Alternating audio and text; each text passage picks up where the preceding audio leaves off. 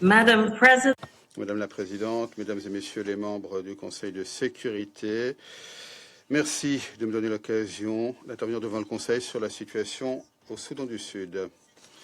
Depuis ma dernière intervention en avril, le discours politique au Soudan du Sud est de plus en plus dominé par les préparatifs aux élections de décembre et par les difficultés que le processus électoral continue de susciter. Les élections représentent un jalon important dans la transition, mais il y a de plus en plus de préoccupations concernant le fait de savoir si les conditions nécessaires à des inclusions crédibles, pacifiques et inclusives peuvent être réunies à temps. Cette préoccupation doit être considérée dans le contexte de l'environnement actuel, difficile, qui a connu peu d'amélioration depuis ma dernière intervention. Politiquement, la confiance entre les principales parties prenantes reste très délicate. Les mesures ayant des conséquences sur la mise en œuvre de l'accord de paix revitalisé, ainsi que l'absence des principaux acteurs de l'opposition dans les processus importants, ont suscité des préoccupations concernant le caractère inclusif, le consensus et la confiance dans le restant du processus de transition. Il convient de noter le procès du docteur Riek Machar, qui a maintenant dépassé 100 jours au tribunal et s'est poursuivi pendant près d'un an. Et pendant cette période, il est resté en détention. D'un point de vue sécuritaire, nous restons vivement préoccupés par les affrontements armés en cours entre les forces sud-soudanaises de défense du peuple et l'armée populaire de libération du Soudan dans l'opposition, particulièrement dans le Djanglé, ainsi que les tensions en cours dans d'autres régions du pays. Nous sommes également préoccupés par le cycle des violences communautaires dans des endroits tels que Wahap et Lake States. Les civils continuent à payer le plus lourd tribut, ils sont confrontés à des déplacements, ils essuient des morts, ils perdent leur foyer, leurs moyens de subsistance en raison de la sécurité. La situation humanitaire reste vivement préoccupante. Du mois de janvier au mois de juin, les violences ont déplacé plus de 420 000 personnes, principalement dans le Djanglé. Ces déplacements aggravent une crise déjà grave, caractérisée par l'insécurité alimentaire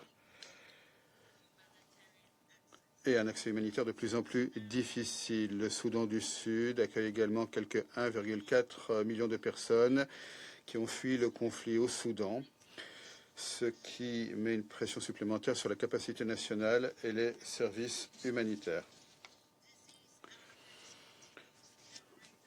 Les flambées d'épidémie continuent à mettre des systèmes déjà fragiles sous pression.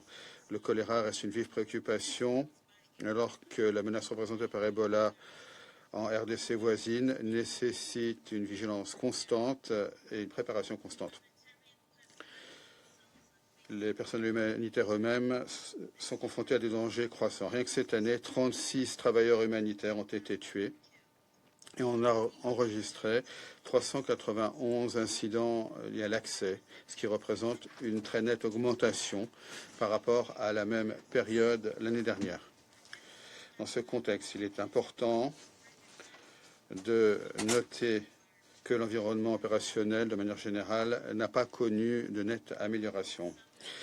En résumé, les contraintes politiques, sécuritaires, humanitaires et économiques qui ont caractérisé la transition ces dernières années persistent largement et l'environnement politique reste fragmenté. S'agissant des élections, il reste d'importantes questions concernant les conditions politiques, sécuritaires et institutionnelles nécessaires à la tenue d'élections crédibles, pacifiques et inclusives. En particulier, il reste des questions concernant la confiance politique, l'espace citoyen et politique, les dispositions sécuritaires, le financement, les limites constitutionnelles et, de manière plus générale, la préparation des institutions. Les communautés continuent à être confrontées à la violence et au déplacement, alors que les besoins humanitaires restent parmi les plus importants dans la région. Ces réalités continuent à avoir des effets sur la mise en œuvre de l'accord de paix et sur les préparatifs aux élections. Par ailleurs, il convient de noter des événements importants sur lesquels il convient de faire fond.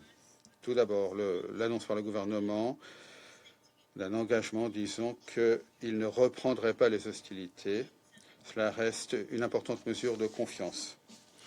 Cependant, ces déclarations doivent reposer sur l'accord de cessation des hostilités de 2017, qui doit être pleinement mis en œuvre et avoir comme conséquence des réductions dans les niveaux de violence sur le terrain, violences commises par toutes les parties. Deuxièmement, malgré d'immenses pressions économiques et humanitaires, le Soudan du Sud a maintenu ses frontières ouvertes aux personnes qui fuient le conflit au Soudan. Cette politique a offert protection et refuge à un grand nombre de personnes vulnérables et mérite d'être soutenue internationalement. Madame la Présidente, permettez-moi maintenant de brièvement aborder la MINUS. La mission met en œuvre son mandat révisé dans cet environnement difficile et il met l'accent sur les priorités fixées par le Conseil, la protection des civils, la facilitation de l'aide humanitaire, l'appui à la mise en œuvre du processus de paix grâce à nos bons offices et la promotion et la protection des droits humains. Malgré des difficultés croissantes, y compris concernant les ressources, nous continuons à mettre fermement l'accent sur la population du Soudan du Sud. Nous avons préservé une présence protective dans les zones touchées par les conflits. Nous avons mené des patrouilles dans des endroits tels que Warrap et Djanglé, malgré des difficultés en matière d'accès. Et nous conservons notre présence dans des endroits tels que Akobo et Abentom pour appuyer la protection des civils et faciliter l'accès humanitaire lors des périodes d'insécurité aiguë. Politiquement, nous avons intensifié nos contacts avec les dirigeants nationaux, les organisations régionales, les États voisins et les partenaires internationaux pour encourager un consensus concernant une manière viable d'achever la transition. La MINUS continue à appuyer les efforts du haut représentant de l'Union africaine, l'ex-président Jakaya Kikwete, visant à promouvoir un dialogue inclusif et à promouvoir le processus de paix.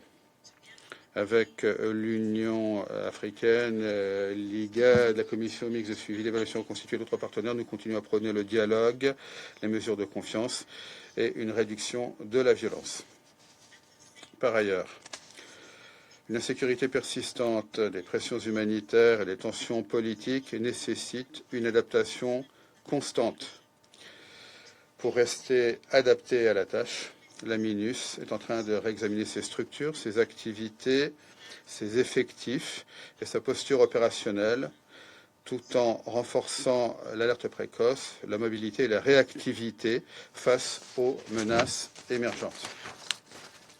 Madame la Présidente, le Soudan du Sud a déjà un cadre lui permettant de mener à bien sa transition de manière pacifique grâce à l'accord de paix revitalisé. Une difficulté centrale reste une véritable mise en œuvre.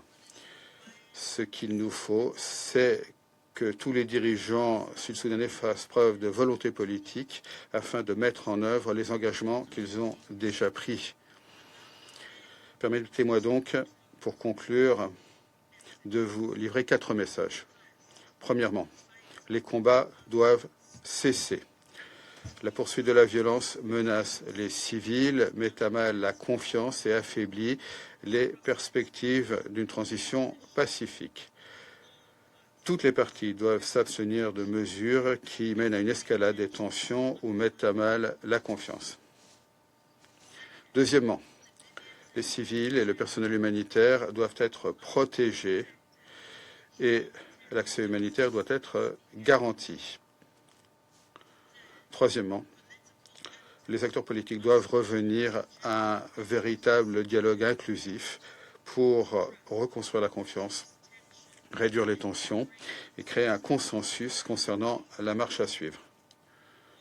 Les voix des partis politiques, de la société civile, des acteurs confessionnels, des femmes, des jeunes et d'autres parties prenantes doivent se faire entendre. Un dialogue inclusif est également une condition nécessaire pour que les élections puissent contribuer à la paix et à la stabilité. Si elles sont bien gérées, les élections peuvent ouvrir une voie vers la paix plutôt que de déclencher de nouvelles tensions. Quatrièmement, nous avons besoin d'une évaluation objective et réaliste des conditions minimum nécessaires à la tenue d'élections crédibles. Nous nous félicitons du projet de mission d'évaluation des besoins de l'Union africaine. Cette évaluation doit s'accompagner d'efforts collectifs visant à prendre en compte les exigences politiques, sécuritaires et institutionnelles indiquées par les parties prenantes sud-soudanaises et les partenaires régionaux. Le Soudan du Sud est confronté à des risques importants, mais il conserve également une véritable chance pour un changement de cap. La situation reste grave, mais elle n'est pas désespérée.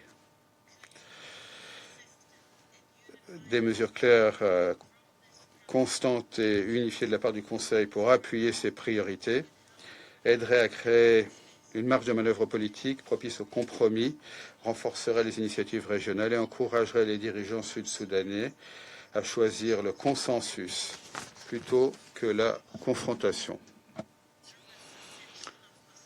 Grâce à une cessation des hostilités, un dialogue politique inclusif et des engagements renouvelés en faveur de la mise en œuvre des accords existants, nous pouvons toujours assister à un tournant pour parvenir à l'objectif ultime, la paix. Le peuple du Soudan du Sud a connu d'incroyables souffrances. Il mérite une transition qui soit inclusive, crédible et capable de parvenir au Soudan du Sud pacifique et stable que la population attend depuis si longtemps. Je vous remercie. Je remercie le représentant spécial. La parole est